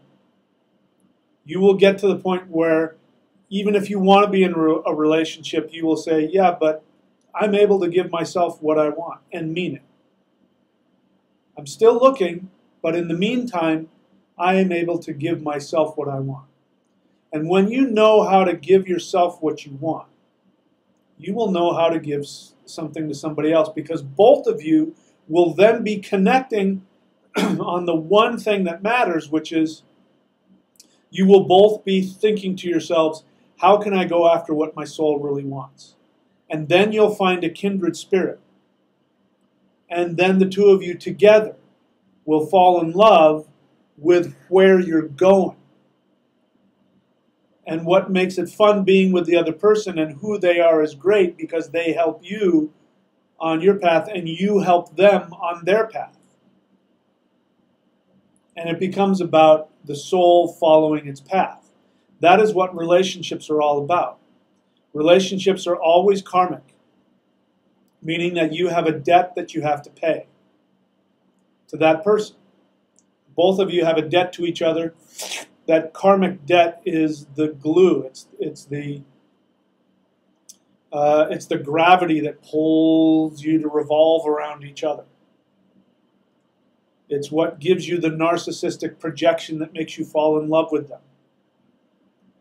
Once that karmic debt has been paid, there is no force in the universe that will keep you together. And the way you know that you've paid off your karmic debt to somebody is you can't, no matter how hard you try, you can't seem to communicate, and you can't seem to fix the problem. No matter how many times you go to a therapist or any of that, you still fight over the toilet paper or the whatever it is. And that's how you know. Or like in my case, the person is taken away from you, death. Death takes, death taking her was, I don't know what it is. I don't know what the long haul is. I absolutely believe that we are forever soulmates. And we are going to be together again. Can't believe I just said that. Absolutely believe that. Obviously not in this lifetime. The whole time I'm talking to you, I'm carrying this, I'm holding and massaging this crystal that I found. This is an amethyst, as you can see, a big amethyst crystal. And on our, what would have been our anniversary, not too long back, I was heading into my group where I talk about these kinds of things, and I was thinking about her, and I was very sad and in a lot of pain. And as soon as I stepped out of the car, before I stepped up on the curb in the street, was this. And it was kind of hard for me not to know that that was her gift to me. So I know that she and I are, that's not an issue. We're forever soulmates. But in this lifetime, our karmic debt has been paid. The lessons that we needed to learn and give to each other in this lifetime is over. There's no going back. The other side of that is that if you have a karmic destiny with somebody, there's nothing in the universe that's going to keep you apart. Nothing. So to worry about where am I going to find my man and where am I going to find my woman, the quickest way to find your partner is to follow your joy and take action on it with as much strength as you have, even if it kills you. That will bring to you your true partner, and or it will drive away any partner you have that isn't with you. Because this is one of the things that I've learned about relationships. That when people are in a dysfunctional relationship, when one of them starts to follow their soul, and the way you know that it's a dysfunctional relationship is that the other partner will get intimidated by that, and you'll start fighting with you about it or try and talk you out of it. To people, they like to drink, they like to go out and drink and party, and one of them decides to, clean their life up and they stop drinking alcohol, and then the other one is like, well, who am I going to drink with? And then they start fighting over, whether you should quit or not. Instead of, if you've got a true partner can see that that's helpful to you and then wants to support you. So following your soul desire, if you're single, is what's going to bring to you your partner. If you're not sure about the relationship that you're in, then you will be forced to face your codependent issues if they're not meant for you, because they'll start putting up a fight about you following your path. And you'll have to choose, do I want to please them or do I want to go after what makes me happy? Those will be your two choices. Okay? So that's what I will end with, unless there's any more questions.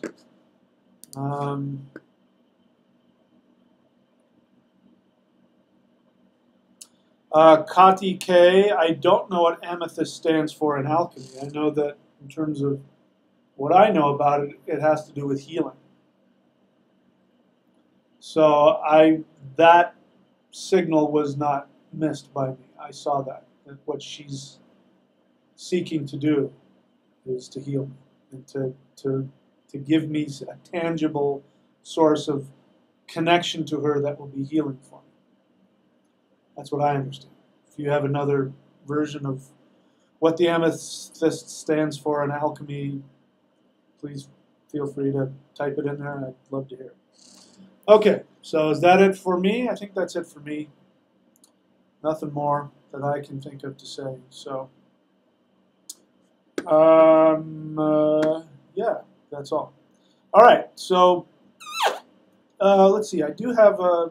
If you want, if there is a book that I do have which is related to this, and that is this one.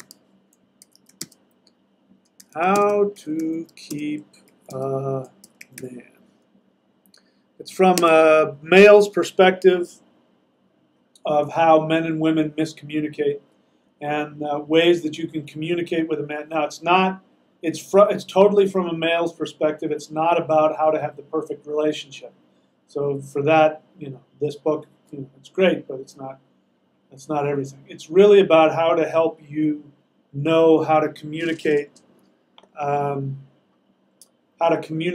with a man in a way where he can hear you. On the topic, my partner, when she read it, she loved it. I mean, she thought that was going to be the thing that made my career. Of course, it isn't. But she loved it, and she loved it because, interestingly enough, she said it taught me how to communicate to my boys. She had two twin boys, and she said it revolutionized her relationship with them because it's the same thing. If you're a mother and you want to know how to talk to your male kids, it's the same thing. When you know how to communicate to a guy, then she didn't have to fight with them about getting them to go to bed or brush their teeth or whatever. She used, I don't know how, but she read in there and she found all the things in there and followed that advice and used it on her two boys, and all of a sudden they were happier and she was happier and they were more obedient. And so I'm not a parent, nor am I a mother, so I have no idea what that is, but maybe I should, how to talk to your male children. I don't know. Anyway. So let's see. Stands for clearness of an unseduced mind and stands for sobriety. Yeah, that's true. I've heard that in the other traditions as well, that this is what people can use to keep them from taking drugs or whatever. So. Yeah, I'll have to meditate on what that means. But I also know that it's just a general tool for emotional and mental healing. And I take that as a sign from her. Okay, so that's it for me, my friends. Thank you so much. I will see you all next time. Yeah, see ya.